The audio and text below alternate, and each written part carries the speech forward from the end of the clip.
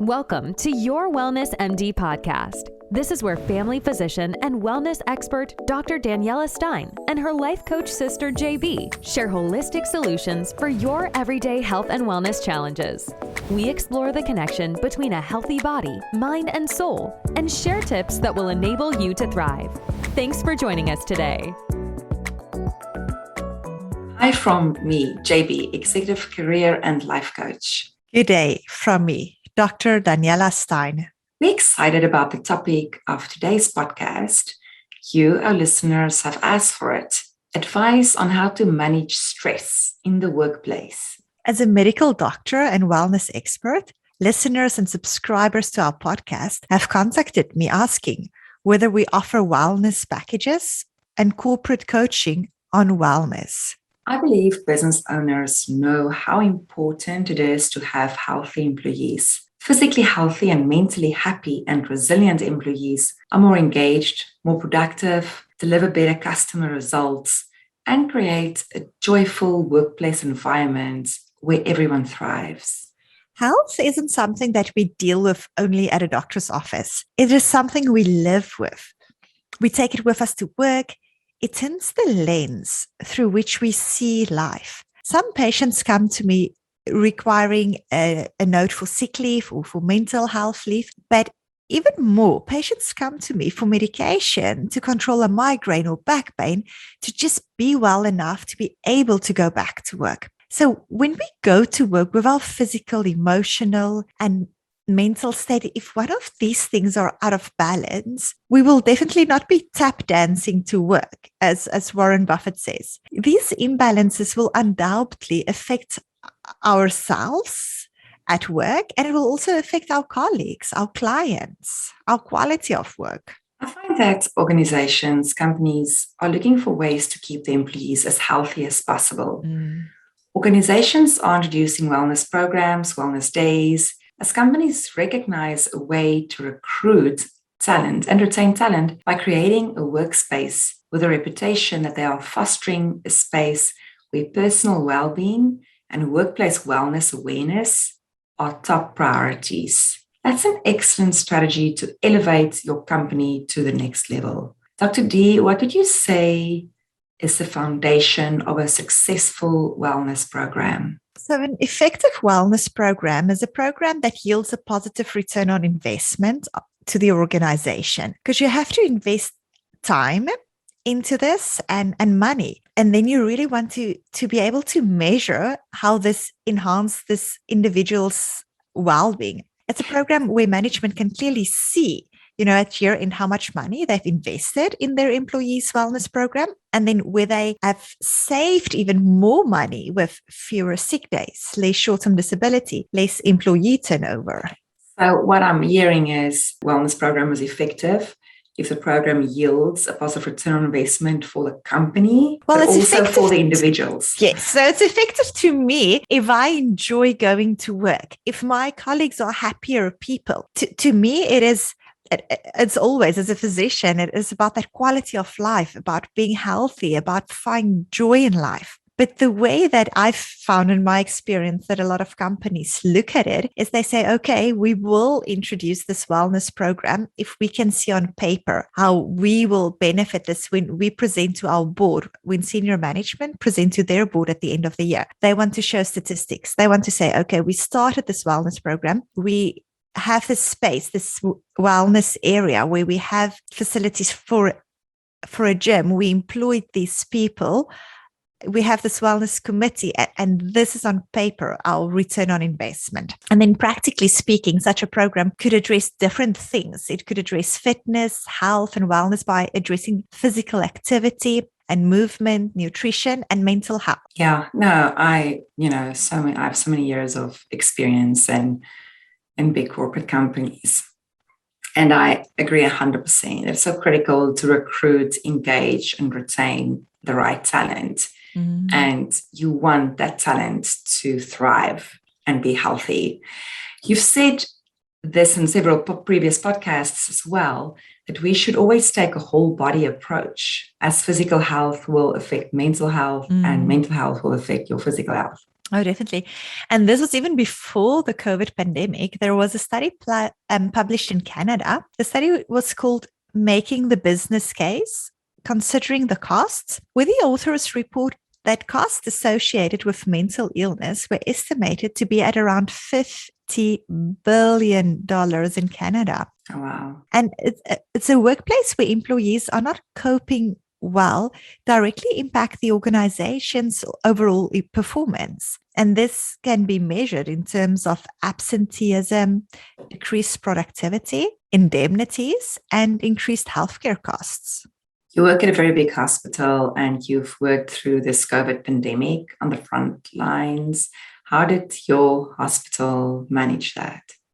So our hospital recognized that health and wellness coaching is among the best solutions to improving mental health in the workplace, including employee engagement, resilience, coping, and productivity. So they went about in different ways. One was that our organization's wellness team, it's called Kylo, our wellness team, and they arranged access to an online resource called Mind Well You. So this is essentially a platform that gives you resources that you can easily access in your own time to gain knowledge of mindfulness and mental health, specifically geared towards frontline nurses and doctors, with engaging webinars on different topics such as mental health, mindful eating, regarding resilience, breathing, meditation.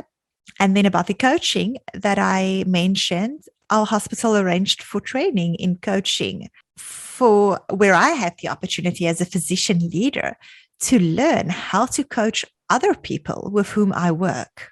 Wonderful that your hospital arranged for its leaders to get formal training in coaching. Mm-hmm. You know how passionate I am about coaching. It's what I do. It's what I enjoy doing.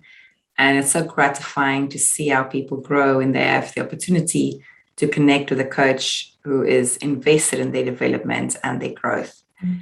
And evidence shows that workplace coaching does help to decrease individuals' stress level. So JB, there might be some of our listeners who are not as familiar with coaching, and it was just this last course that I did on coaching really opened my eyes to explain what coaching is. As a medical student, there is a way we learn things from our seniors was that this is the way things are done. So it was a really teaching environment. And then we had mentors. But now coaching it's not even mentoring. It is something different. Can you explain a little bit to our listeners, what is coaching? Absolutely. Coaching is a non-clinical, future-oriented intervention to help individuals grow, adapt, and change behaviors. Okay, so to break this down, it's not clinical. So that's where it's different from a clinical psychologist. It is future-orientated. So we step away from things that's happened in the past, because of course we've had poor mentors and poor leaders in the past, which might have shaped you. But with coaching, we have this future-oriented approach. So we sit down and think, where do I want to get? Who do I want to be? And specifically in your career, what's your career goals? And how will I get there? What do I need to do? What do I need to put in place to help me to grow and adapt? Yeah, and coaching helps boost your own levels of internal resources. Things like self-efficacy, resilience, which you have inside of you, but you might not be aware of it. So what you're saying is you're not teaching people how to cope with their challenges. You are enabling them to draw upon their own skills and resources to help them face challenges. So this is a bit different, right, from the traditional model on how we go through school or through university. And quite often in careers, you're taught by your boss to do things a certain way, the way it has been done. But with coaching, we really enable people to draw from their own strengths and think of new ways how they can handle problems and situations. Yes, and from a science perspective, coaching has been shown to improve subjective self-related health, life satisfaction, and less psychological distress. definitely decreases burnout. Yes, burnout, and that's why I'm passionate about coaching. Because treating burnout is a huge part of what I do. And I've experienced burnout in my own life. So it's a common reason why people seek my help. And if it's so wonderful if you can find a coach to guide you through it. Burnout coaching definitely also assists in the process of recovery. Yes, so not just during going through burnout, but then also when you recover after. Yes, definitely. Absolutely. Tell us a little bit, Dr. D, how did you personally cope with the pandemic? It's hard to single out one thing. It's really a combination of strengths that formed this a strong base for me. It wasn't one thing on its own. It was so many things that helped me cope. The biggest would be my faith, my husband, my family, and certain specific wellness practices that I've had in place before, things that generally get me through life, because life often throws curveballs at you. Those would be things like my daily exercise, very healthy eating, having family dinners. A significant change during this pandemic was that my social support system in my community is so important to me, and our social life came to an abrupt stop. I enjoy planning my calendar for months in advance, my children's activities, our social engagements, and suddenly all this planning was taken away from me. I had to really focus on enjoying today, the moment. And I had to make a conscious decision not to plan for the year ahead, because we couldn't plan, and we still can't really plan because there is so much uncertainty. So not to be distressed by the uncertainty, but to stay really flexible in my thinking. And JB, your whole life was turned upside down as well, right? You used to be traveling all the time for work. How did you cope emotionally and mentally in your workplace since the pandemic? It was interesting. Traveling is what I love to do, and that's how we designed our life. My son was on 29 flights in his first year of life. That's just the way our community is structured. We have family and friends globally. So in order for us to have a fulfilling life, traveling is part of it. Not traveling was hard. Not seeing friends and family, even my husband's family is a 6-hour flight away. We moved to a new city 1 month before the pandemic. And, we still were in the process of starting to make friends in the area where we live when the pandemic hit. So we definitely struggled with not having that social support that we used to, and also the energy and the adventure that travel brings, because we really love that as a family. On the upside is I used to be traveling basically every week for work, and that gave me energy in my work and speaking with my folks. Really enabling me to be a good leader is by being with my team. And so I really need that excitement, that engagement. So that definitely was hard. But then what was good for us as a family is now we had more time together. The fact that we did not travel made life way slower, and I could go for a run every morning before 6. Because of before 6, you mean? If I before 6, 6 in the morning. If I don't run before 6, yes. 6 a.m., then my schedule doesn't work out with work and everything. But then I also had the opportunity to see my son every night. So that brought a lot of wonderful things as well, the fact that I couldn't travel. And back to coaching, a big component of coaching is creating a feeling of empowerment.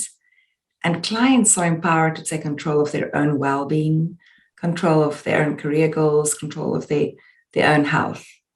And I want to tell you a little bit about that. An example, I've mentioned this in a prior podcast, but I had a mentor, and when I was still working in South Africa, he took his team and then about 2 or 3 individuals that were not on his team that he mentored, like myself, and he enrolled us for a wellness course program. And this one was specifically aimed at reducing stress. That was the aim of the course. And I learned skills that I implement until this day. For example, the quality of sleep, enhancing the quality of sleep. And I've told you how I went through the whole process of first explaining to the teacher that I have to work at night. I can't sleep as much in order to be successful. And she explained to me it's not about the quantity of sleep, the quality. And then that's when I, for example, stopped having caffeine after 2 p.m. That's a lifestyle change I made more than 10 years ago. But that was because of somebody at my work that invested in wellness coaching, specific coaching to reduce stress. And our work environment had a high level of stress. And I found that to be super valuable. Oh, wow. And then, so with coaching, a big component of coaching is also then creating that feeling of empowerment, right? Absolutely, yes. That ultimately is helpful in the workplace, because we know that, as I mentioned, my own little example, it helps with improved quality of life, improved mental well-being, better physical well-being, improved emotional, social, and spiritual well-being.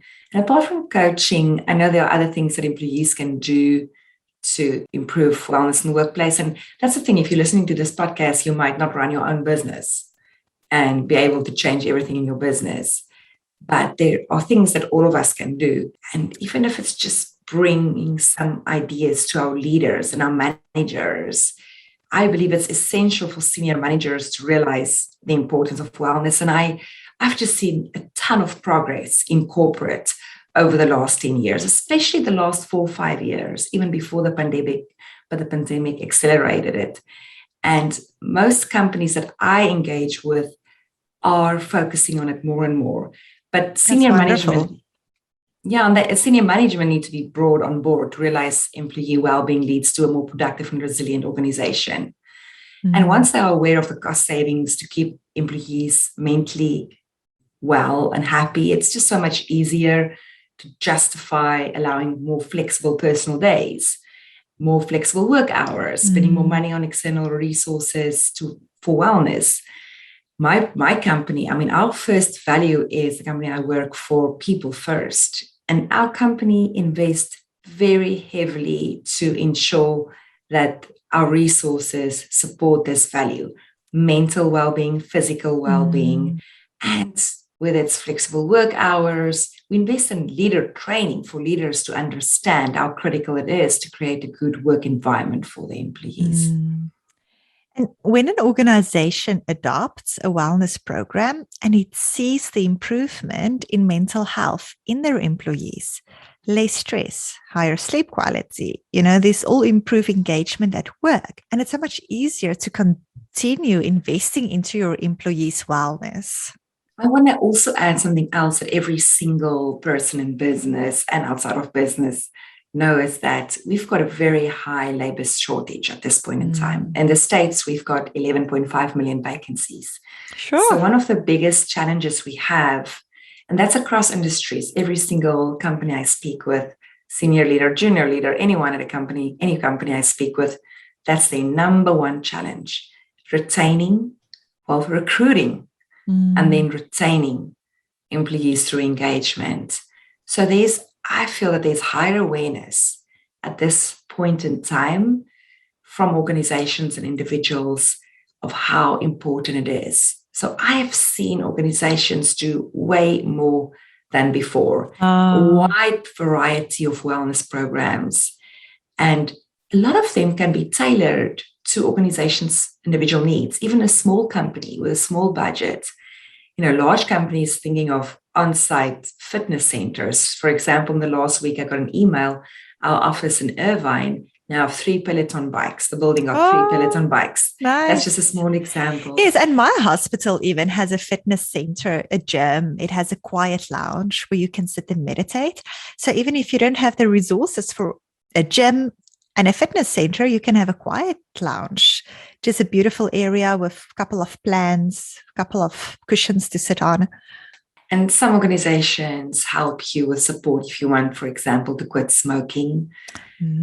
Some organizations, like my own, they actually reimburse you for some of your methods of transport. Some incentivize the employees to use alternative methods of transport. Facebook's campus in Palo Alto offers a bike sharing program for team members to cycle to places around the campus rather than driving. Yes, get that blood flowing. Absolutely. Google offers massage therapy to their team members when they are at work. Yeah, that sounds fantastic.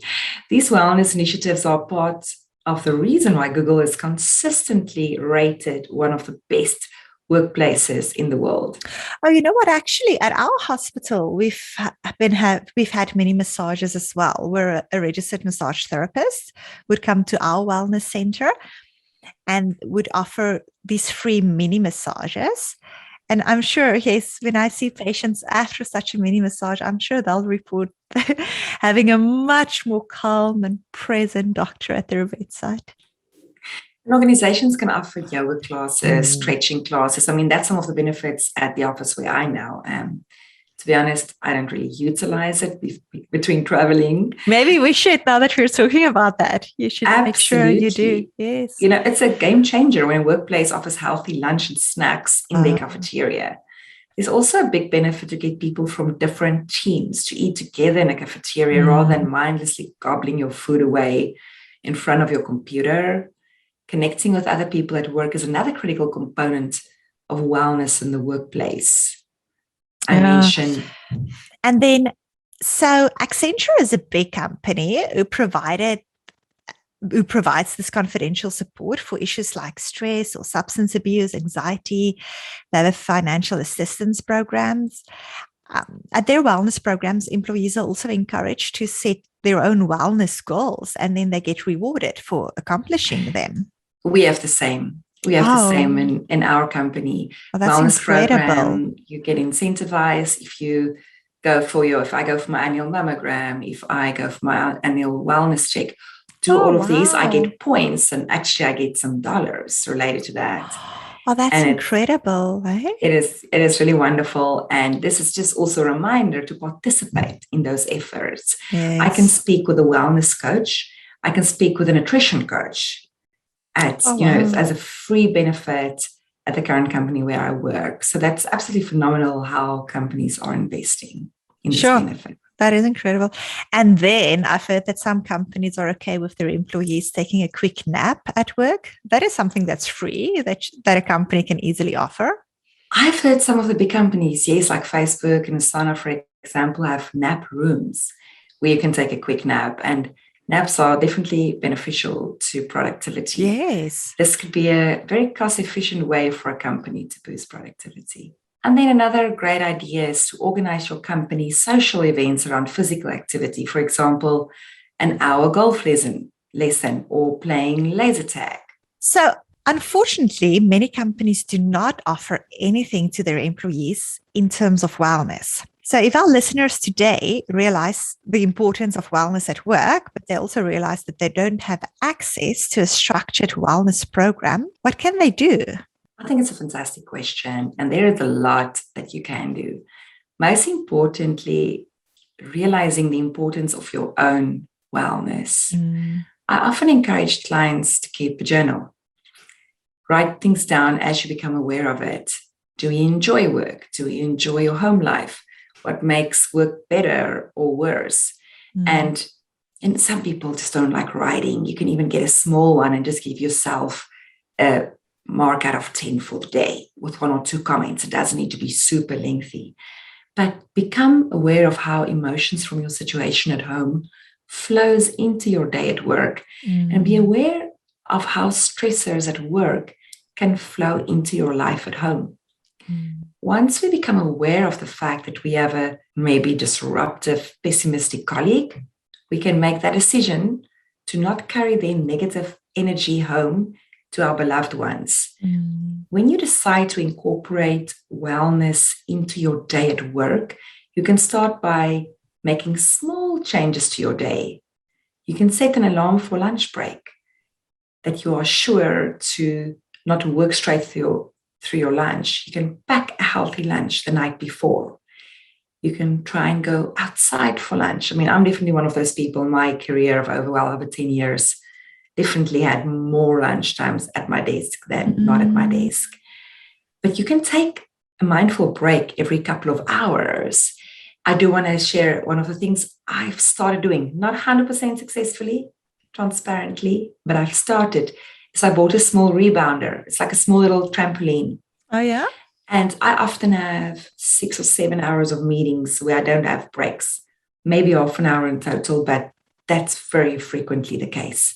And now I have a rebounder. And in the past, meetings also always ran over. So I have a meeting 10 to 11, 11 to 12. So, but starting to end a couple minutes earlier and then just do 2 minutes on the trampoline, just to get the blood flowing, to release the negative energy, get out of the previous space, and ensure that there's some blood circulation. And it's phenomenal, the impact. So that's just one of the ideas. And that's so smart, because they say sitting is the new smoking. You know, you were talking about smoking cessation programs, but in the hospital, we see problems from people just sitting all day. Our sedentary lifestyles are really causing havoc with our health. So to do that, because I've been teaching my patients to do stretching at their desks, or yoga, or just any fascia release stretching at their desk in their office. But this sounds so much better to have that mini trampoline to jump on, because then you also get lymphatic drainage. So you improve your blood circulation, you improve your lymph drainage. That's an excellent suggestion. One of the programs I do want to mention, because of my company being so people first, one of the things they've done, or they have, is a Bill Coors Wellness Center in Colorado. And my husband and I, and we've now, that in the last couple of months, we were not consistent, but for more than a year, multiple days, at least 2 days a week, we would do a 6 a.m. exercise class, live exercise class. That's one of the benefits. Nice. That there's literally trainers doing exercise classes over Zoom that you can participate in. Just thinking about that stretching and getting the body moving. And that's throughout the day as well. But I've not managed to break up my day and take a break during work much. Yeah, it is tricky. And something that you can do is to just do some mindfulness. So if you know that you won't be able to get a proper break, you can just take 5 minutes and try to sit somewhere alone in a quiet place without your phone. That's a big thing. Even if you take a break, and you in that break quickly run through your emails or your texts, it doesn't help. It defeats the purpose. So take a break from your phone as well. And just for 5 minutes, become aware of your thoughts. What are you thinking? Become aware of your body. We call it a body scan, where you start from your head down and you just become aware of any tension, discomfort, pressure points. Then you can focus on your senses. What do you hear? What do you smell? What do you feel? You can take deep breaths, focus on your breathing. When you get good at it, you can even incorporate a bit of visualization, where you recall a beautiful scene and you teleport just for a couple of minutes to that pristine beach, or recall a scenery where you're alone in the woods, where you can smell the trees. And then when you return back to work, you'll be a bit rested, a bit more present, more engaged, more in the moment. I'm taking a sip of water here, because something else you always recommend is drinking more water. Oh, definitely. Getting up, moving around. Definitely. Yes, moving is key. So that's why I'm so excited what you mentioned about that rebounder, that little trampoline, because so many of us work from home. Then that's definitely something we can do, is to quickly jump up and down. JB, these were all such great suggestions.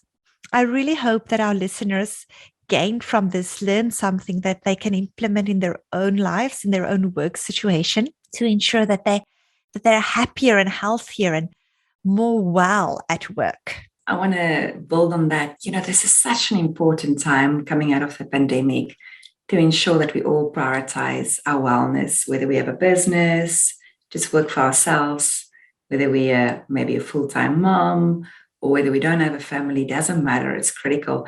I've seen a couple of folks over the last couple of years get to a point where they just had enough and they resign, or they get to quite a breaking point in their lives.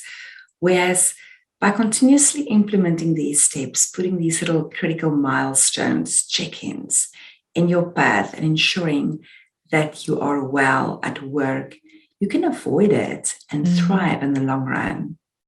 Thank you for spending time with us. Please subscribe to our podcast. We love hearing from our listeners. And I would love for you to send us more suggestions, whatever you want to hear, whatever you want to speak about. Dr. D and I will address it.